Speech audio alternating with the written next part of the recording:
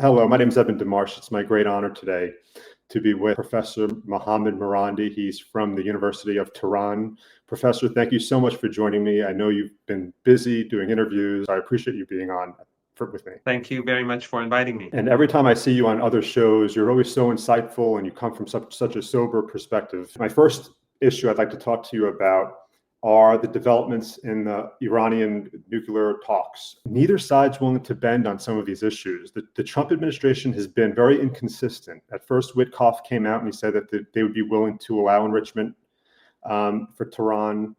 Then they came out after Netanyahu said that they need the Libyan model. There could be no enrichment. Then the administration changed their tone. Then it looked like they were back to some enrichment would be okay. Now we're back to zero enrichment, which Iran has said from the beginning is a non-starter. So where are we? So if both sides are saying we have these red lines on the enrichment, what's the point of any more nuclear talks? The Iranians won't leave the negotiating table because the Iranians want to make sure that the international community and most importantly, the global south, the non-Western world, which is on the rise, BRICS member states, among others, that they see Iran as the side that does not want to escalate. So whether there is a deal or not, the Iranians want to make sure that everyone sees that the problem does not lie in Tehran. So the Iranians will continue to show up at the negotiating table unless the Americans choose to stay away. Of course, the Iranians are also going to show up because they want to see if a deal is possible. But as you pointed out, the US position has been changing and shifting, and we've seen Trump flip-flop and Witkoff flip-flop regularly, and not just on Iran, but also when it comes to Ukraine, when it comes to the trade war, with especially with China, and of course the genocide in Gaza. We've seen Witkoff, Trump, the U.S. Government, the White House take multiple positions at different times, and that makes it very difficult for the Iranians to negotiate and to have any real hope for a deal. And in fact, even I think the discussion in Iran, it probably is that even if we do have a deal, what's to say that the United States will abide by that deal? What if Trump 2 days later wakes up in the morning and puts out something on True Social saying that he no longer accepts the deal? We see, for example, Witkoff himself negotiated a ceasefire in Gaza, and then the genocide renewed, and Trump said that Palestinians must be ethnically cleansed. Tonight in Lebanon, the Israeli regime says they're going to bomb 8 apartment blocks. Hundreds of people live in those buildings. The United States and other Western governments are guarantors. They're not going to do anything about it.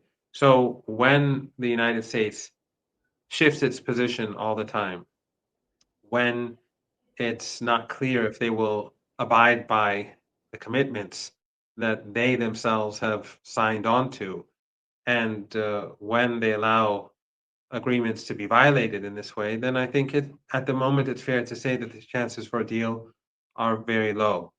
But again, the Iranians will stay at the negotiating table for the reasons that I've mentioned.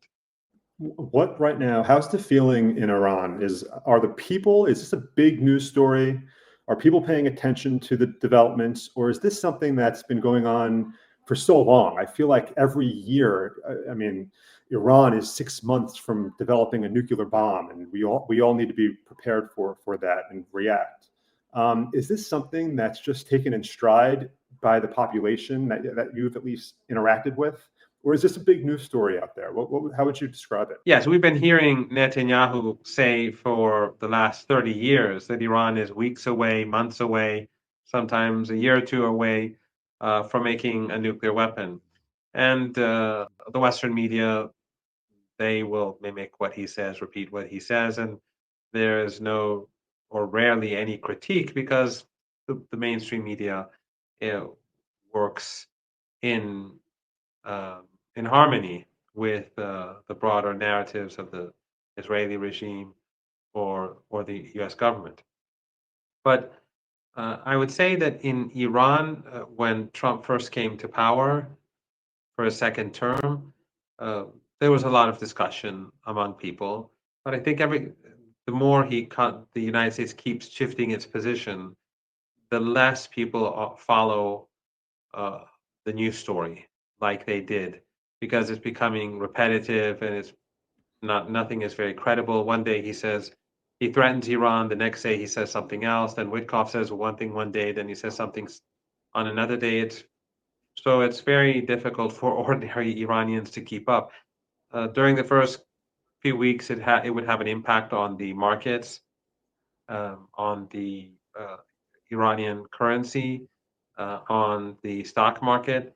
Nowadays, the impact is less, although if something significant happens, it will have an impact.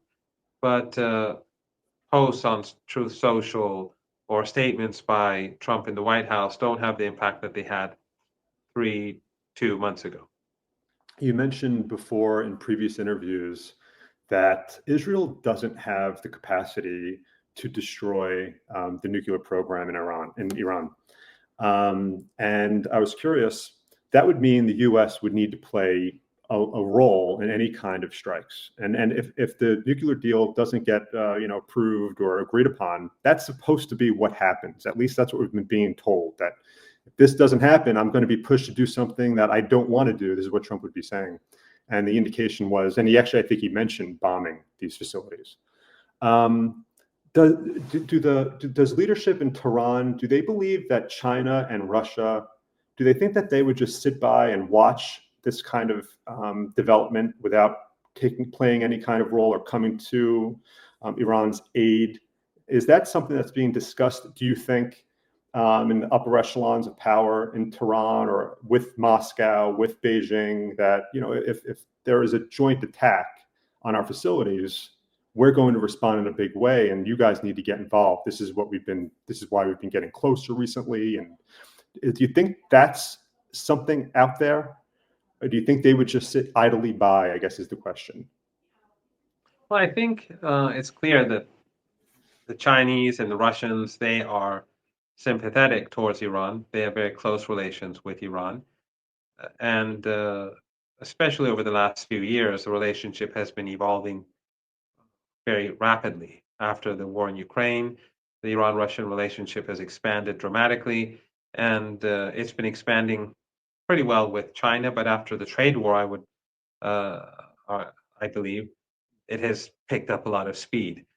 So the United States has indeed pushed these countries towards each other, and also other countries as well. I think there's a lot of sympathy for Iran across the globe, especially because of the trade war, because of Gaza, and today, more or less, I think it's fair to say that the United States and its allies are the side that's isolated, and that there's a lot of sympathy and support for Iran. But the Iranians are a very independent people, and the government and the state is very independent. That's to a large degree what the revolution was all about in the first place. Decisions are made in Tehran and not abroad. And I think the Iranians have prepared themselves for the possibility for a U.S. strike. The Israeli regime itself can't do much damage to Iran. We saw the strike that it carried out months ago wasn't very successful. They fired their missiles very far away from Iranian borders. They were small warheads, because air to uh, land missiles are long range missiles, really can't have large warheads when they're fired from F-16s or F-35s. So it would have to be the United States that carries out an attack. And I'm not sure that the United States has the ability. In fact, I don't think the United States has the ability to destroy Iran's nuclear program. It can do damage and a lot of damage if it succeeds in a strike without having their fighter jets downed, which is quite a possibility because the Iranians have developed a very sophisticated air defense capacity. And if Do the you think the Americans want U.S. to do a knows? deal, Do you think the U.S. knows about how sophisticated the Iranian military is, do you think that the US government, Trump's people, understand the risks of going to war with Iran? Because we just saw what happened with the Houthis, and that was the Houthis. I mean, the U.S. media likes to downplay the threat of the Houthis, and they make it seem as though there's some kind of just flimsy group. Do you think Iran looked at that and learned anything from those strikes between the Houthis and the U.S.? Was that a strategic error for the U.S. to even take up the fight against the Houthis? The Iranians knew that the Americans would fail, and they were saying that before the U.S. began the airstrikes. And the Iranians know what capabilities Ansarullah, the Yemeni armed forces, has. And we have to keep in mind that according to that's according to American sources, not Iranian sources. I think it's quite clear that those who should know in the United States know what would happen if the United States struck Iran or attacked Iran. Politicians may ignore reality, but I think there are people in the military who know quite well what the result of an attack would be. I think that the difference between what the Israeli regime did and what the Americans would have to do is that the Americans would have to fly over Iran. And the bases in the Persian Gulf region are not going to be of any use because those Arab family dictatorships that host those bases would be seen as complicit, and they would probably pay the ultimate price. So the Americans would either have to fly over the Mediterranean or Diego Garcia. It would be a very difficult operation, and they would have to fly over Iran and over central Iran, and that would put their air defense and that would put their aircraft at risk. And I'm sure the American military knows that Iran has a very sophisticated air defense capability, and I'm sure they know that Iran has been beefing it up over the past few months. And then there would be the Iranian response, which Iran could strike U.S. bases across the region. And the Americans have roughly 50,000 soldiers, and they have also non-military assets across the region. So it's not an exchange, or it's not a fight where the U.S. would win. They already lost in Yemen. Iran is infinitely more powerful than Yemen. Its weapons are far more advanced, and they have many more underground missile and drone bases. It's not really a sane option. The only reason why the Americans may be pushed to carry out such an attack would be under pressure from the Zionist lobby, the neocons, and the Israeli regime. Otherwise, I don't think anyone in the White House in the know or anyone in the military in the know would ever think about carrying out such an operation against Iran. Do you think Tehran would prefer dealing with the Biden? You deal with who you have to deal with. I understand that. But do you think they prefer dealing with Biden or Trump? Is Biden more predictable? Or do you think Trump is this person who could be influenced and have the opinion change and not as, steady? Who do you think Tehran would prefer to negotiate a deal with? The Biden administration or Trump's? I don't think it really makes a difference. The Iranians negotiated the deal, the JCPOA, the nuclear deal, under Obama. And from day one, the Americans violated the deal. And by the time Obama left office, the Iranians were very angry, the Iranian government, the Rouhani administration. They were very angry because they were abiding by their side of the bargain, yet Obama was not abiding by the key elements of the deal that he was supposed to commit himself to. And then Biden, when he was running for president, he said that he was going to revive the JCPOA, the nuclear deal that Trump tore up. But when he came to power, he did not do that. He continued with the maximum pressure sanctions and added more sanctions. And more importantly, Biden presided over the genocide in Gaza, which everyone continues to watch with disgust, and every day we see new images. But most of it happened during Biden's presidency. So I don't think there's really much of a difference in the eyes of the Iranians about Trump or Biden or Obama. None of them are seen as trustworthy. None of them are seen as the sort of figures that would abide by their own commitments. Uh, they see the U.S. elites see the United States as exceptional. And I think that's part of the problem.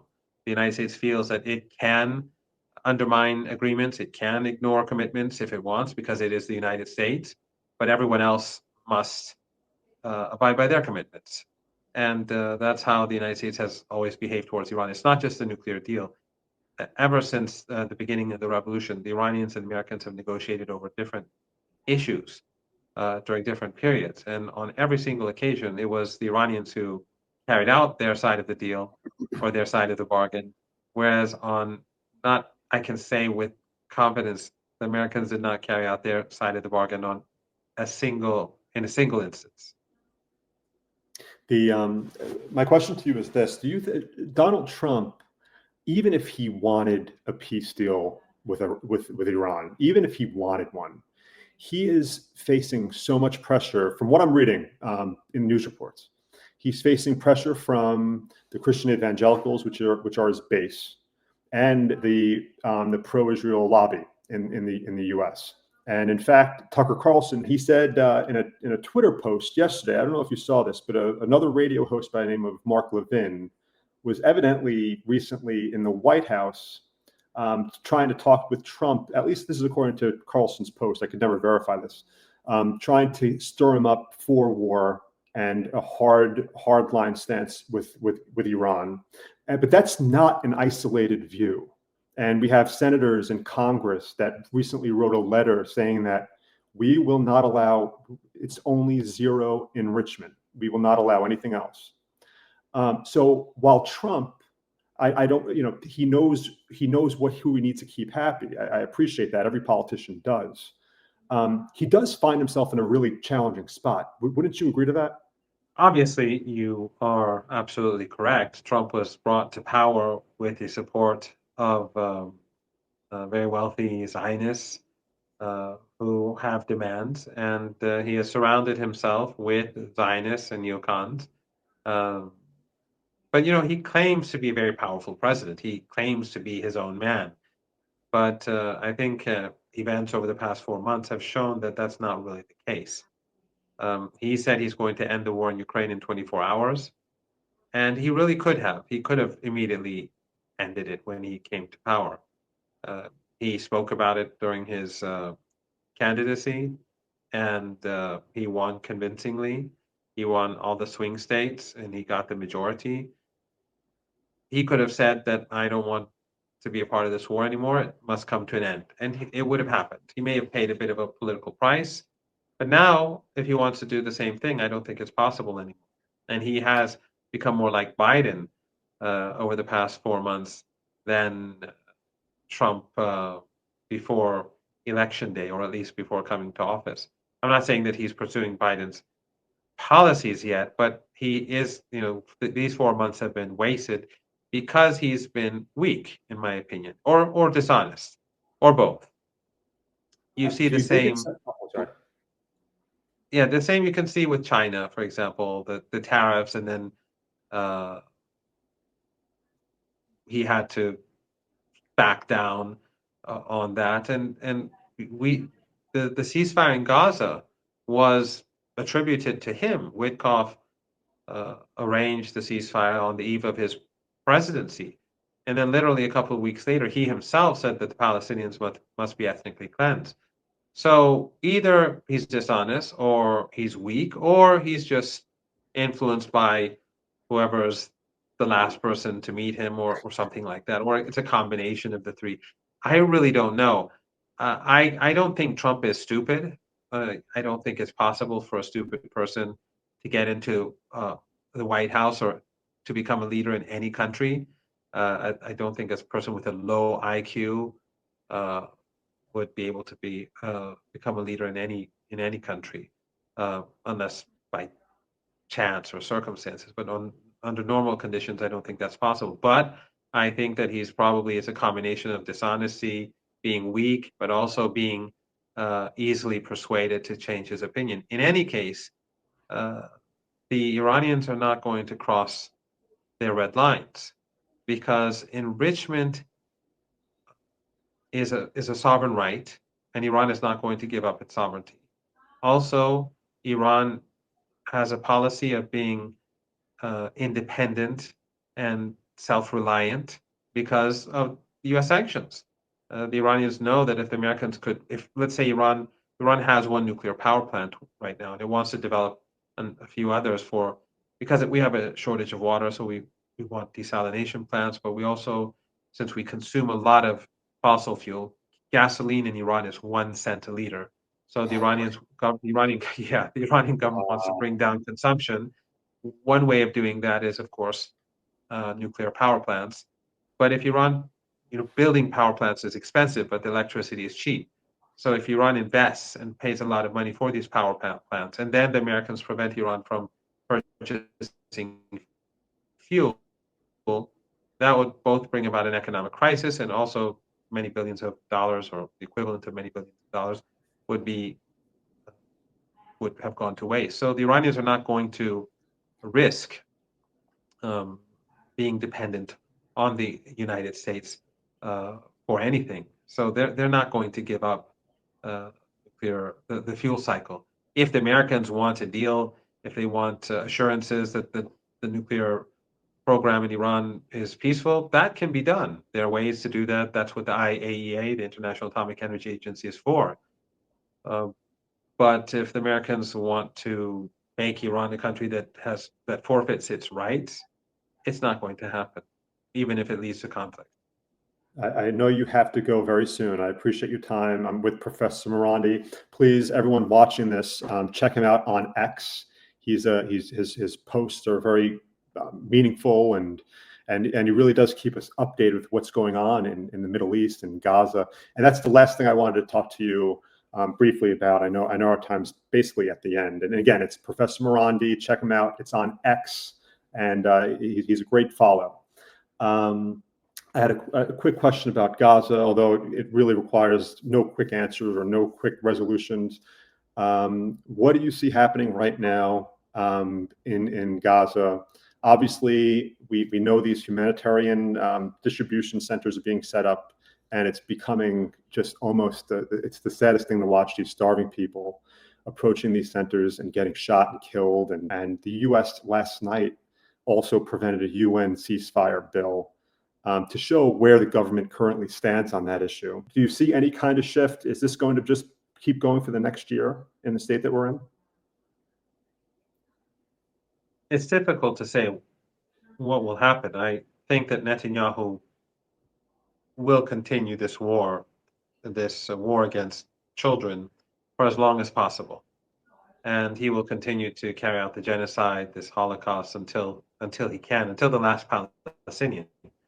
And I think that the Europeans and the Americans will let him do that. The Europeans did not veto the resolution, but they have no problem with the Americans vetoing it. And they will continue to work with the Israeli regime. The Germans will continue to assist them with weapons, and also by carrying out joint projects, help enrich the Israeli military. But a number of things have happened. One is that global public opinion has turned not just against the Israeli regime, but it's turned against the entire West. And even inside the West, many people are not just turning against the war, but they are turning against the political establishment. The view of many young Americans, and that includes many young Jews, as well as many young Europeans, has shifted significantly. And when we look at the polls, things are happening today that have never happened before. Outside of the West, except for India, which is complicated, the world has turned completely against the Israeli regime. I've been to China, I don't know, maybe for I don't know exactly, a number of times since this genocide began. And I've been to multiple cities. I've been to uh, maybe 6, 7 different cities. It's very clear that in China people are hostile towards the Israeli regime. Both my anecdotal experiences tell me that, but also my Chinese friends and scholars and colleagues say the same thing. I have the same experience in Russia and anywhere else that I've been to or been invited to during the last 20 months.